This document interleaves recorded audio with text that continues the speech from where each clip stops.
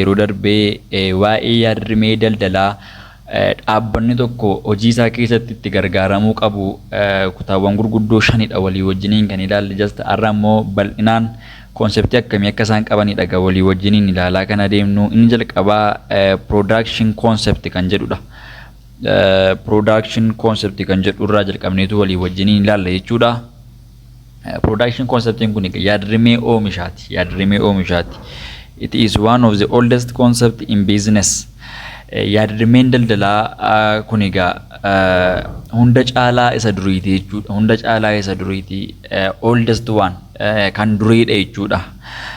It holds that customers prefer products that are widely available and inexpensive. Inni kun egaa wanti dubbatu maalidha? Fayyadamtoonni oomishaalee bakka hundatti argamanis ta'e gatii gabaa ta'an filatu jechuudha. Gatii gabaa kan ta'an filatu. Isa kana jala muraa adda baafadha. Production conceptii yaadrimeen oomishaan kun maalodha? Fayyadamtoonni yookaan immoo consumer kan jennu oomishaalee bakka hundatti argaman. Fakkeenyaaf amma oomisha bakka tokko jiraatee bakka tokko hin jirre, oomisha maarketingii yookaan gabaa tokko keessa jiraatee gabaa biraa keessa immoo hin jirre utuu hin taane oomishi suni oomisha gabaa baay'ee keessatti hunda keessatti argamu ta'ee akkasumas gatii gabaa kan ta'an. Fakkeenyaaf amma akka konseptii productioniitti yookaan yaadrimee oomishaa kanaatti fakkeenyaaf amma namni tokko wanta tokko bituudhaa fi wantoota gabaa hundumaa irratti argaman giddu galeessa godhachuudhaan akkasumas gatiin itti gurguramaa jiru immoo gatii gabaa iddoo biraa wajjiniin wal qixadha yoo ta'e isa kana keessatti fayyadamtoonni kana akka filannoo jalqabaatti fudhatu jechuudha. This concept is useful when yaadrimeen kun yeroo armaan gadii kana dhimma baasa jechuudha. Yeroo akkamii yoo inni walii wajjiniin ilaalaa deemna. The first one is demand for a product exceeds the supply.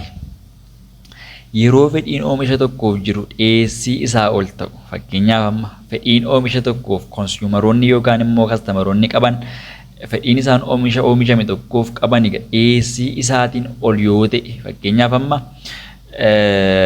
magaalaa tokko keessatti maal yoo jenne gaariidha laata?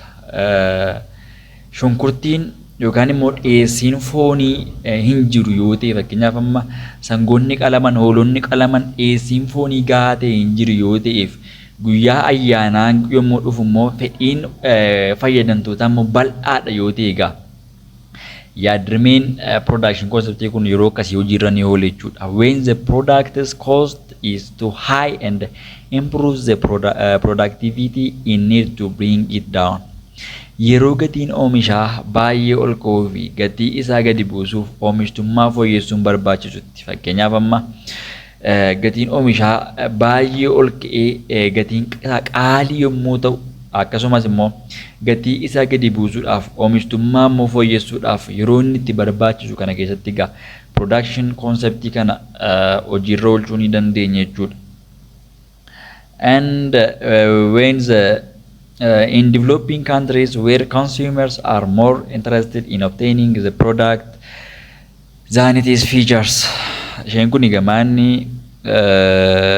inni kun kan inni nuuf ibsu keessumaa biyyoota guddachaa jiran keessattidha kun kan inni hojiirra oolu. In developing countries bakka fayyadamtoonni amala oomishaa caalaa oomisha argachuu qofaaf xiyyeeffannoo itti kennanitti. Fakkeenyaaf amma biyyoota guddachaa jiran keessatti fayyadamtoonni nu dabalatee jechuudha amala oomishaa caalaa xiyyeeffannoon keenya olaanaan oomishuma sana argachuudhaaf yoo xiyyeeffannoo guddaa laanna waan ta'eedhaaf inni kun production conceptiin kun yeroo akkasii hojiirra ni oola jechuudha. When a company went to expand its markets yeroo dhaabbanni tokko gabaa isaa bal'isuu barbaadu expand gochuu gaafa inni barbaadu konseptii kana hojiirra oolchinee itti fayyadamne jechuudha. Konseptiin lammaffaan dhaabbanni tokko itti fayyadamuu qabu product concept. Production concept fi product concept gidduu garaagarummaa jiru sirriitti hin hubattan yoo ta'e nyaatamtaniitti jechuudha. Isa kanaaf sirriitti na dhaggeeffadha. The philosophy product concept hin jettu kuni yaadrimee oomisha yookaan yaadrimee meeshaa sanaati. Fakkeenyaaf amma yaadrimee oomishicha mataa isaati. Fakkeenyaaf production concept kan nuyi jenne maalidha?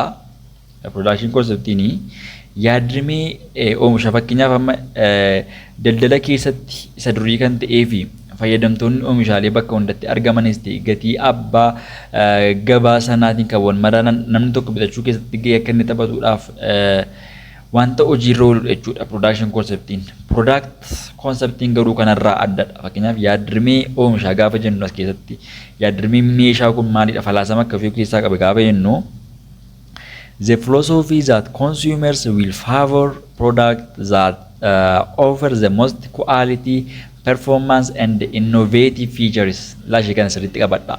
Falaasama fayyadamtoonni oomishaalee qulqullina qaban oomishaalee hojiirra oolmaa fi amala kalaqaa hunda caalu dhiyeessan filatu jechuudha as keessatti. Yaadrimeen oomisha yookaan meeshaa sana maalidha as keessatti?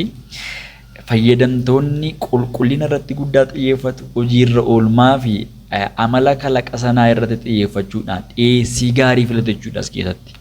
Production concept keessatti garuu kan nu ilaalle maalodha? Fayyadamtoonni xiyyeeffannoon isaanii inni guddaan haala gabaa hunduma keessatti gatiin isaa wal qixa ta'uudhaa fi bakka hundumaatti immoo oomisha argamu ta'uu qofa irratti xiyyeeffannoo kennu jechuudha. Yaadrimeen oomishaa kun product conceptiin kun garuu kanarraa adda kan ta'e fayyadamtoonni wantoota gurguddoo kana sadan irratti qulqullina oomisha sana irratti ni xiyyeeffatu, hojiirra oolmaa isaa irratti ni xiyyeeffatu, amala kalaqaa sana irratti xiyyeeffannoo kennuudhaan egaa kan isaan bitachuudhaaf murteessan jechuudha.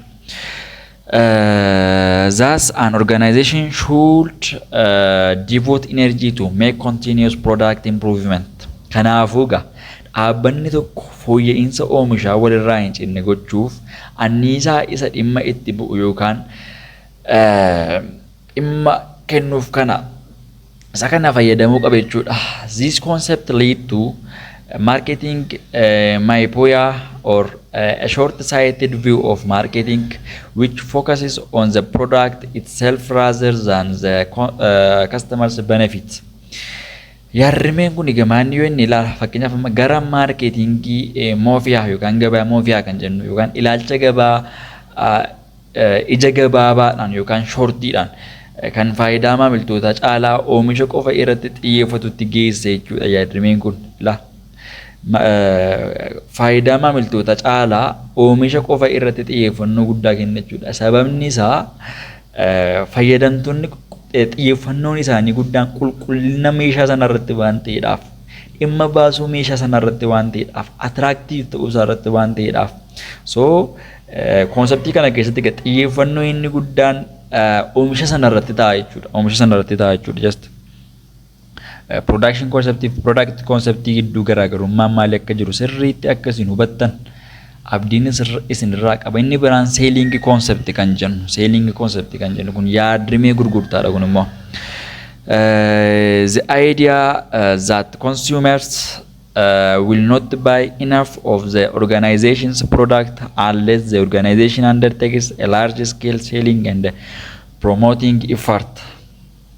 Yaada oomishtoonni yoo carraaqqii gurgurtaa fi beeksisaa bal'aa hin taasisiin fayyadamtoonni oomishaalee dhaabbatichaa ga'aa ta'e hin bitan jedhu qaba jechuudha. Kun yaadrimeen gurgurtaa kun fakkeenyaaf amma oomishtoonni yookaan immoo warra dhiyeessan konsuumeroonni fakkeenyaaf carraaqqii gurgurtaa fi beeksisa bal'aa hin taasisan yoo ta'e wanta oomishan sana promoting godhan yoo ta'e hin beeksisan yoo ta'e keessumaa amma bara keenya kana keessatti riilistootota garaagaraa ijaaranii karaa TV akkasumas karaa raadiyoo karaa fuula teelegiraamii yuutuubii irratti tiiktookii irratti miidiyaalee hawaasummaa jiran irratti beeksisuudhaan yoo baatan fayyadamtoonni oomishaalee dhaabbatichaa ga'aa ta'e hin bitan jechuudhaan amana jechuudha. Yaadrimee gurgurtaa keessatti selling konseptii keessatti konseptiin isaa inni guddaan beeksisa irratti xiyyeeffannoo guddaa kenna jechuudha. Meeshaan keenya oomishni keenya gurguramuudhaaf beeksisa ga'aa ta'e beeksisuu akka qabnudha.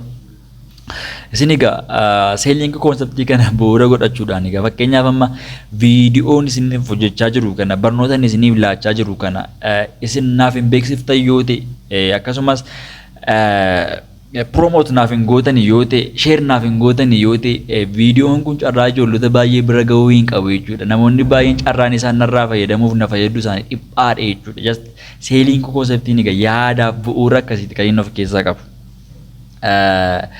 Common feature of this concept are walumaa galatti egaa amaloonni baramaan yaadrimee kanaa wantoota nuyi armaan gaditti ilaallu jechuudha. Fakkeenyaaf amma typically practiced unsought goods or goods that buyers do not think of buying like encyclopedia or insurance.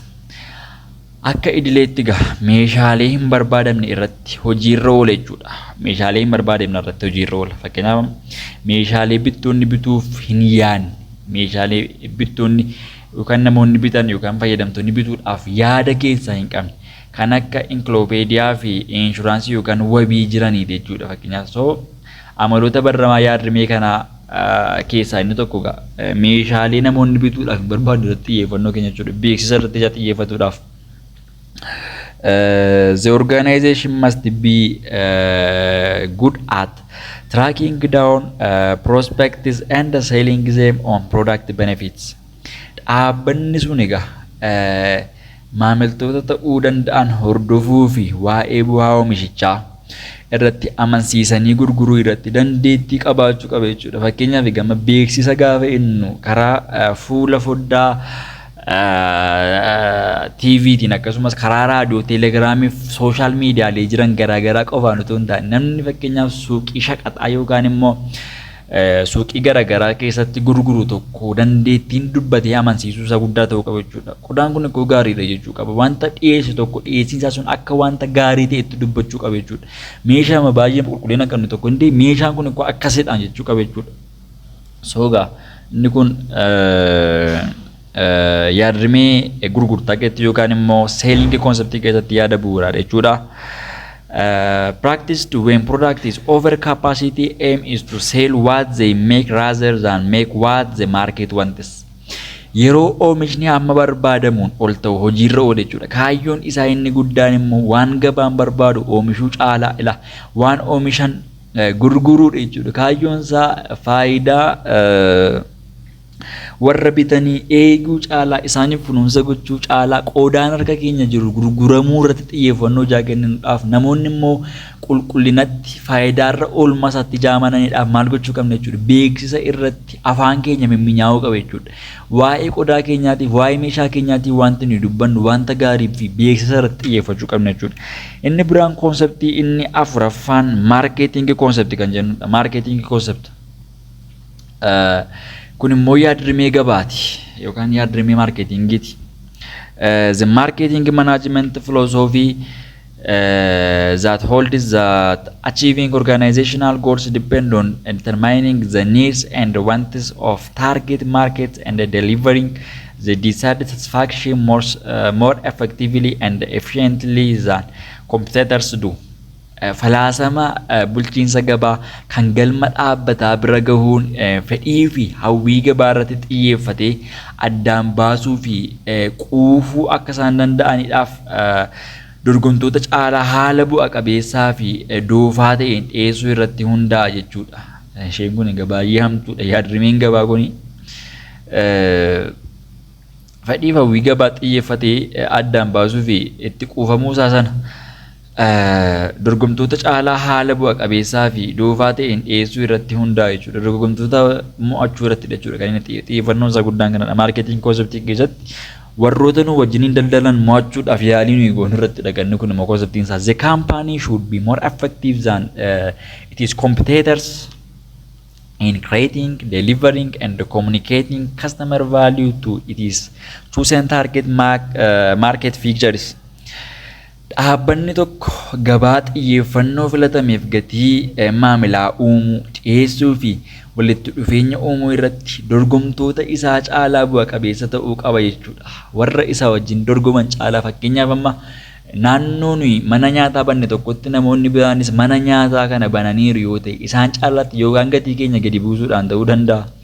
Yookaan immoo tajaajila keenya bifa qulqullina qabuun nama simachuudhaan ta'uu danda'a. Xiyyeeffannoon keenya inni guddaan namoota satisfaayi gochuu caalaa inteeshiniin dudduuba keenya jiru concept of maarkeetingii keessatti kompiteetarsii yookaan immoo dorgomtoota mo'achuudhaaf yaalii nuyi goonudha jechuudha.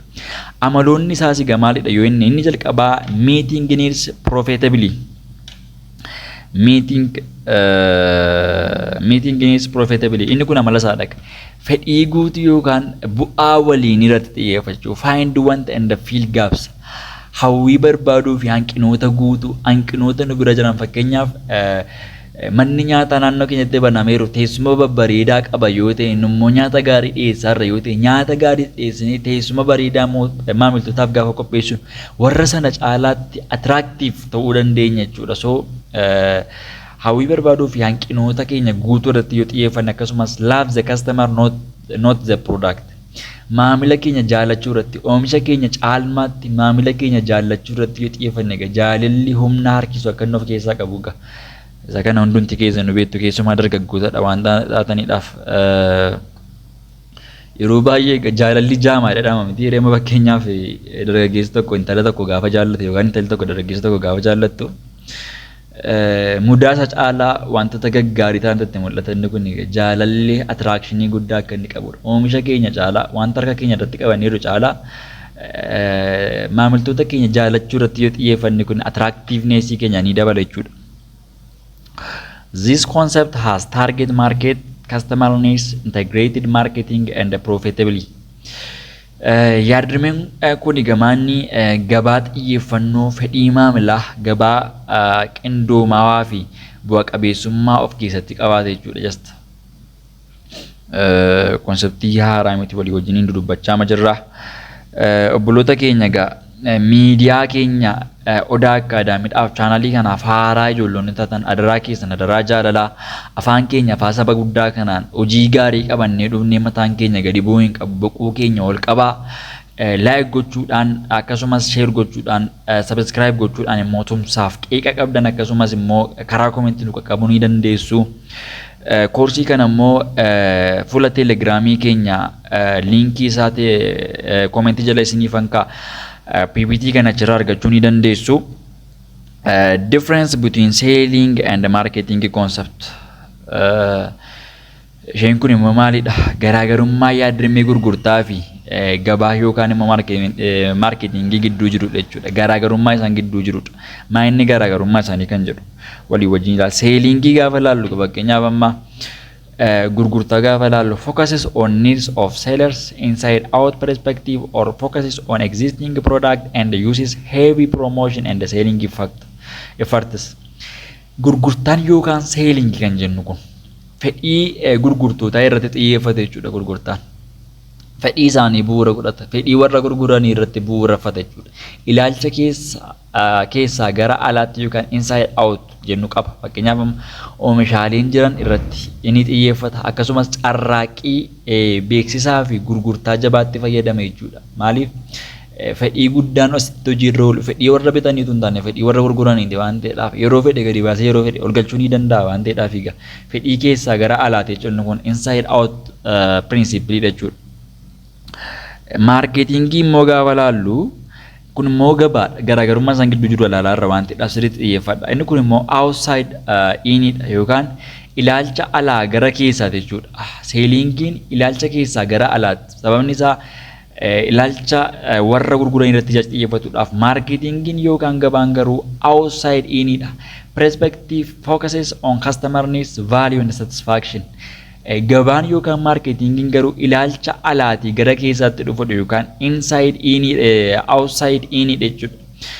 Kunis maaliif yoo inni fedhii gatii fi quufinsa maamilaa irratti gadi xiyyeeffatuufidha. Garaagarummaan gidduu isaanii jiru inni guddaan marketingii yookaan gabaan fedhii maamiltootaa irratti gaafa xiyyeeffatu seelingii yookaan gurgurtaan garuu fedhii gurgurtootaa irrattidha kan inni xiyyeeffatu. Just konseptii kana sirriitti qabadhaa.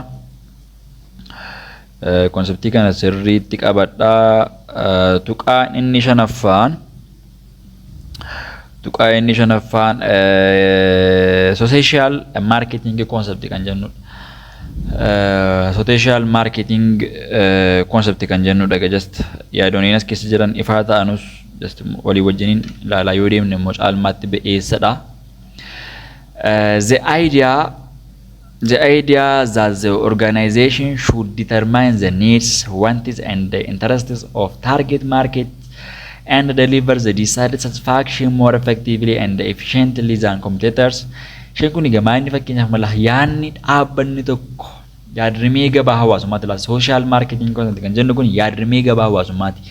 Yaada dhaabbanni tokko fedhii isaa fakkeenyaaf hawwii inni hawwuu fi xiyyeeffannoo gabaa itti yaadamee addaan baasuu fi quufinsa barbaadamu dorgomtoota isaa caalaa haala bu'a qabeessaa fi bareedaa ta'een dhiyeessuu qabu irratti xiyyeeffate jechuudha. Yaadrimee gabaa hawaasaa waan ta'eedhaaf in a way that maintains or improves the customers and the society's well-being. Haala nageenya fayyadamaa fi hawaasaa eegu yookaan fooyyessuun ta'uu qaba jechuudha. Fakkeenyaaf wanti inni dhiyeessu kun nagaa hawaasaa gama eeguun galii keenya qofa irratti osoo hin taane faayidaa hawaasa sanaallee giddu galeessa godhachuudhaan xiyyeeffannoo keessa galchuudhaan kanaan hojii irra oola. Social marketing concept kan jennu kun dhimma yaadrimee gabaa hawaasummaa jaateedhaaf. This concept is a new marketing management philosophy. Isheen kun maanni yaadrimeen kun falaasama bulchiinsa gabaa haaraa akka inni ta'edha. Just haaraadha jechuudha. It addresses the question of whether the pure marketing concept is adequate in age of environmental problems, resource shortages, rapid population growth, worldwide economic problems, neglected social services. Inni kun fakkeenyaaf amma gaaffii yaadrimee gabaa inni qulqulluun yookaan pure inni ta'e bara rakkoo naannoo fakkeenyaaf amma hanqina qabeenyaa akkasumas guddina uummataa yookaan immoo lakkoofsa baay'achuu uummataa jechuudha.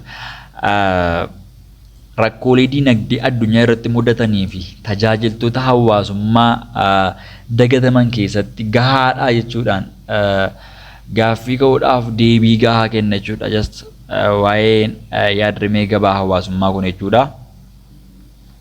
As keessatti konseptiin nuyi hubachuu qabnu gurguddoo sadiitu jiru. Fakkeenyaaf amma social marketing konseptii kana keessatti jalqaba irratti bu'aa dhaabbataa ta'e fakkeenyaaf amma kana konseptiiwwan gurguddaa sadii qaba. Bu'aa dhaabbataa ta'e dhaabbanni sun bu'aa argachuu qaba. Jalqaba irratti dhaabbanni sun bu'aa argachuu qaba. Dhaabbata sanaaf hin ooga. Lammaffaa irratti immoo xiyyeeffannoo isaanii guddaan quufinsa maamilaati. Satisfied ta'eera maamilli koo maamilli waan barbaadu sana argachuu akka inni qabu irratti xiyyeeffate jechuudha. Maamilli wanta argachuu barbaadu sana argatee of feettechuu qaba. Satisfied ta'uu qaba. Inni sadaffaan nageenya hawaasaa irratti xiyyeeffata. Oomishni sun naannoo hin xureessu, qabeenya hin gubu, akkasumas hawaasa fayyada malee hawaasa sana irratti miidhaa hin fidu yoo ta'e social marketing conceptii nuuf ibsa jechuudha. Just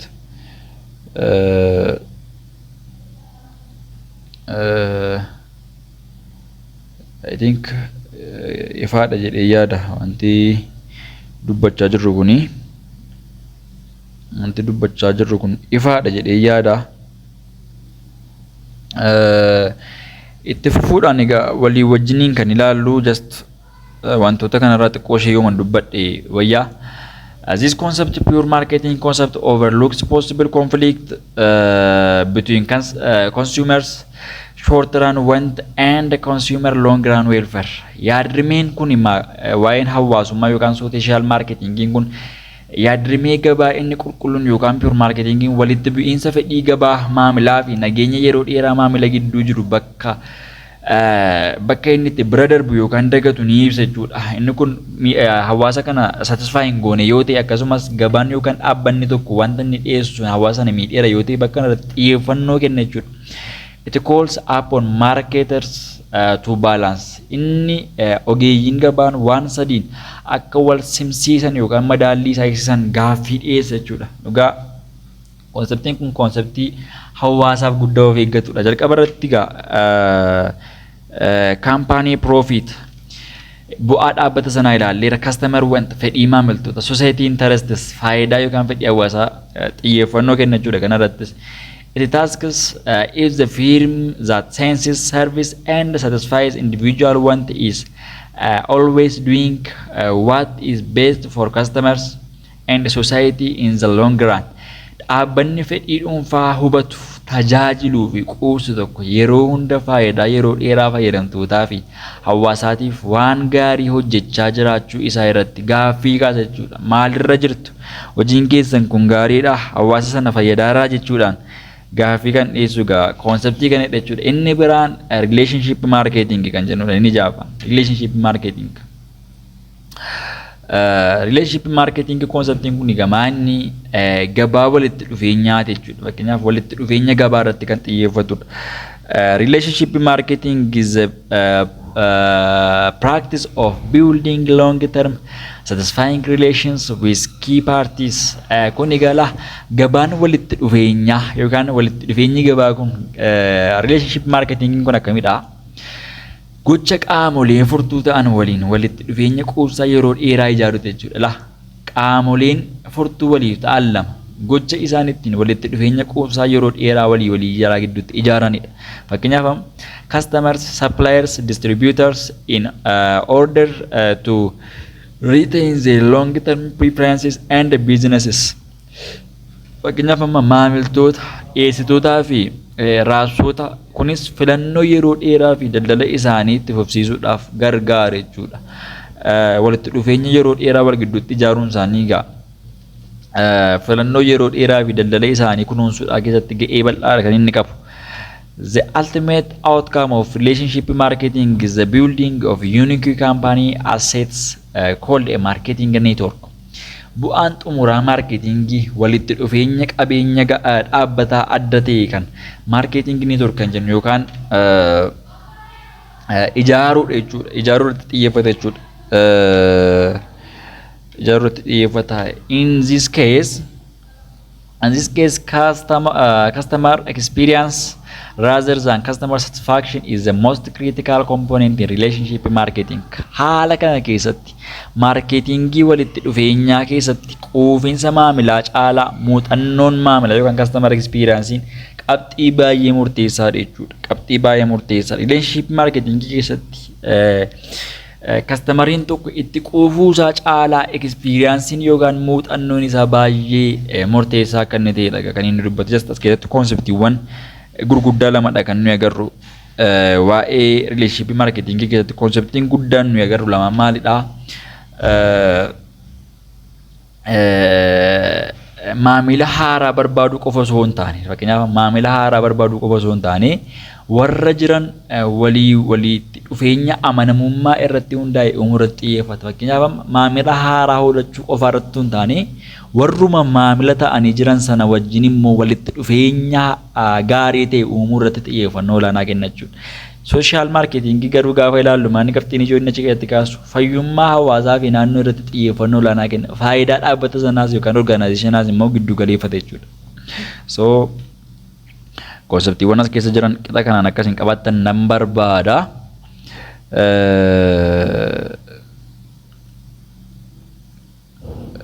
Teebilii kana walii wajjiniin ilaalleetu dhaabbanna.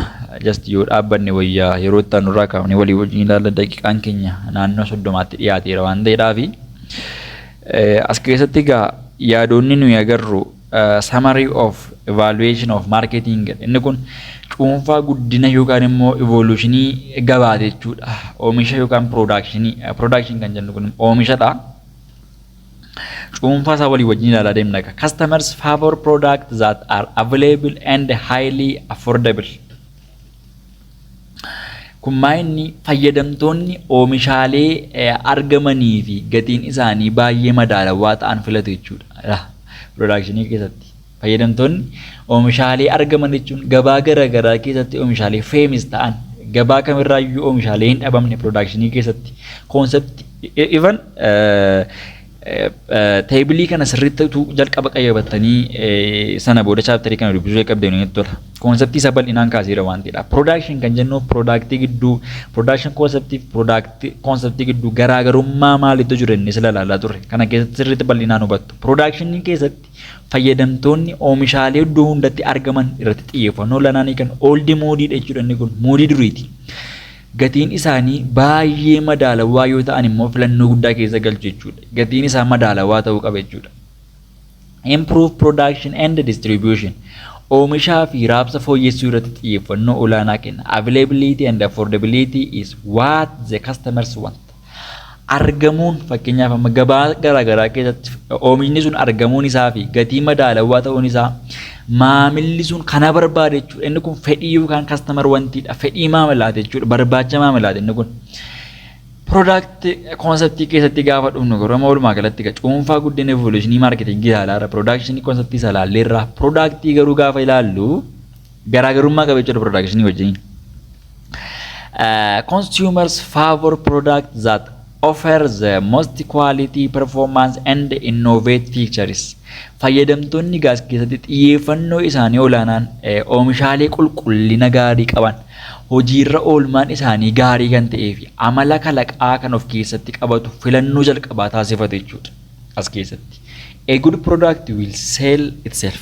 Oomishni gaariin ofuma isaatiin of gurgura jedhanii amanu. Beeksisa biraa itti coruurra baay'ee dubbii ofii mi'eeffatanii waa'ee oomisha sanaa haasa'uu caalmaatti wanti gaarii ta'e tokko ofii isaatiin gadi baasee dhaqee of gurgura jedhanii yaadu. Sababni isaa Product keessatti oomishtoonni oomisha sana bifa qulqullina qabu qofaadhaan yoo dhiyeessan qulqullina qabaachuun isaa hojiirra oolmaan isaa fi kalaqa gaarii ta'een oomishamuun isaa fayyadamtoota harkisa yookaan interact godhanii yaadu jechuudha.